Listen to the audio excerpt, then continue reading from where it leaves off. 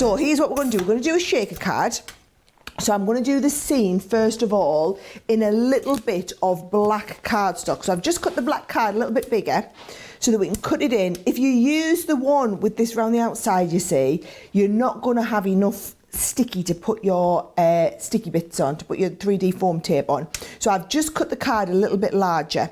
And again, what I'm going to do is, Derek, just take a little bit of tape and hold that in place so that we can then send it through the machine. So we're going into your base cutting plate, clear your magnetic, top plate, and away we go through. And I thought we'd try something a little bit different and use one of the bits of the cardstock here, right? So I've got the gold cardstock. I'm going to bring this one out first of all. Right, so that's going to come off there. And I'm going to just tap that so that everything comes out. I want everything out of the die and out of the piece there. There we go. That is literally perfect, ready to go. And what I'm going to do, before I add anything else on, little bit of gilding wax. So my favourite technique to do with this is get your gilding wax, right, onto your finger, but take most of it off. That star, I'm going to colour that star silver first of all, and then just have a little bit kind of shooting off, right? So it's just coming from around here just to kind of give that a little bit of a shooting star element. And then I'm going to add a bit more as though it's dancing on the rooftop. So as though it's coming from the star, and I'm just going to have it all the way down here shining on those lovely little rooftops. Give her a nice spray all over the back, and then we can stick this onto our acetate. And then I'm going to show you a bit something else that I fancy doing that I think is going to look really quite nice with that glitter card. So there's the spray on it. Spray it, give it a couple of seconds for the propellant in the can to evaporate so that we're left with just the adhesive. Piece of acetate, please tell me, where's my acetate? I did cut a nice piece of acetate, here it is. I'm going to put it on the glitter card because I might be able to see it a bit better. Yeah, only just marginally.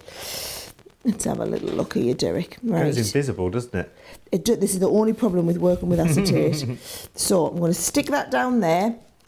Lovely.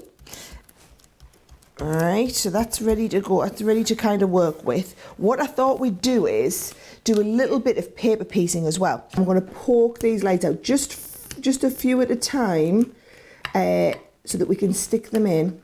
Oh, can you see? Here's my little lights. So that what you can do is come in with your little fine tip glue applicator and put a little bit of glue into these windows. And if you wanted to go really advanced with them, you would just take out these little pieces and stick them in. Is that one? Hang on, let's just have a little look. That was the top right.